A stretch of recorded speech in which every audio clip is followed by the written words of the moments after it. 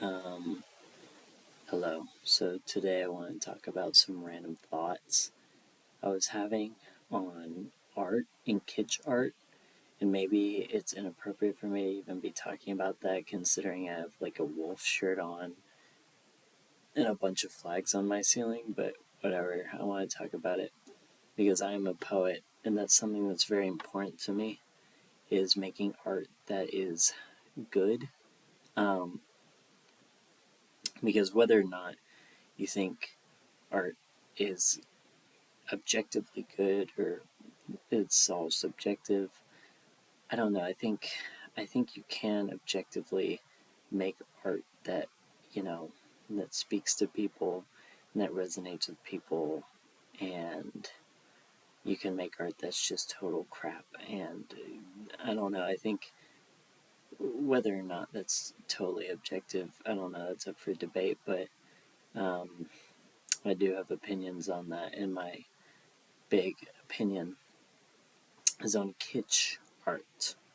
So I think there is a tendency among more reactionary types. I don't know how else to describe them other than that.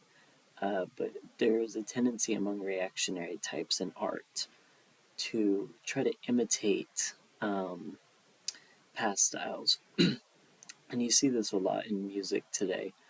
You see often bands say stuff like, we're bringing back 90s rock, we're bringing back 70s rock, we're bringing back 80s synth pop, 80s punk, whatever. Like, you see this all the time. All these bands which try to imitate other bands, but the issue with them is that they're not just imitating, they're copying. And not only are they blatantly copying, but they want you to know they're copying, which is even weirder to me. Um, and I don't know. This is like a thing that I see all the time, but unfortunately, you also see it a lot with, you see this with art and poetry and architecture.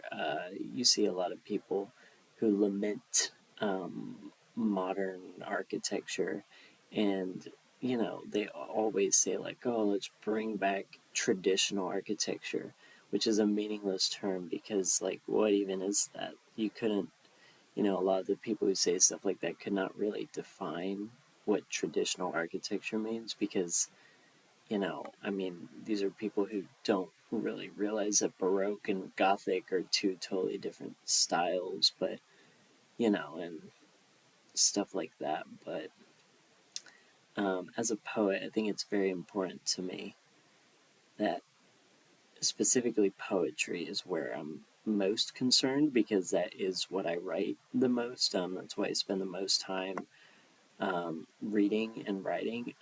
If you are interested, I have poetry on my Substack, which is linked in the bio so you can read that. But I'm just going to get on to what I think kitsch art even means. So, in my opinion, I do not think it is bad to imitate other artists, other poets, even past poets. I think that's actually how you develop as an artist. I think that as you become an artist, you need to you need to read as much as possible, and you need to find out what you like and who you like, and you need to figure out what resonates with you. And not only do you need to figure out what resonates with you, I think the most important thing is you need to figure out why it resonates with you. And that is a thing that I think a lot of people miss, is the why, you know. And some people think it's like an ideological thing, and it's not just politics because there are people who imitate past artists because they want to be a real right wing conservative, or they want to be a Marxist, or they want to be a fascist, and they want to imitate all the fascist artists and whatnot. And it's like that's not how you do it because it's more than just ideology. It's more than just politics. There's the art that resonates with you for a reason, and a lot of times it's more than just politics. And I know for me, like what I discovered is that art that resonates with me is, I think, art that is transgressive in a sense, but also deals especially with love.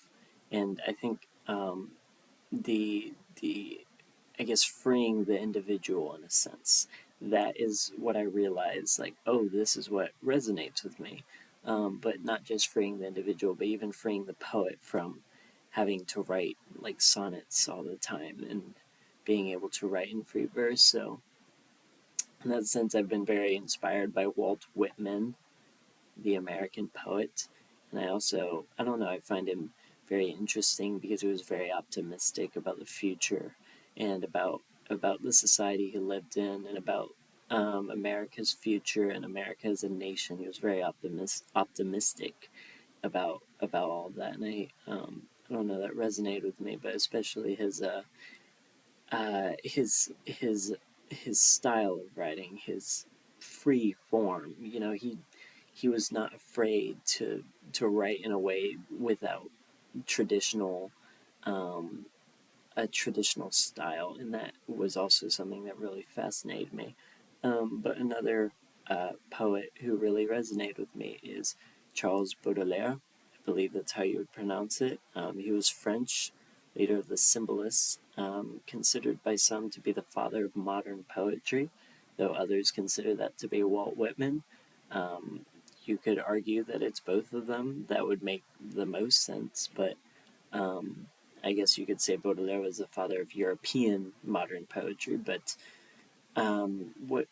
what has resonated with me is also his freedom of writing, but especially his ability to capture moments in a poem and reflect beauty, but also the darkness of life in a way that is very interesting and unconventional. Like his ability to describe things that not many other poets have described, and like the beauty of the city. Because I think one thing which I've realized is I'm kind of tired of reading poetry that discusses, you know, green pastures and sitting under a tree and flowers and whatnot, and these soft little nice little poems about nature.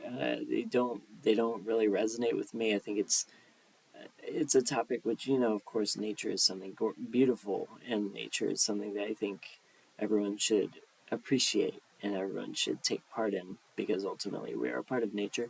But it's a topic that I think has been done to death so often that so many of the poems that deal with that topic kind of blend together to me. So, um, yeah, so Baudelaire is a poet that has really resonated with me recently.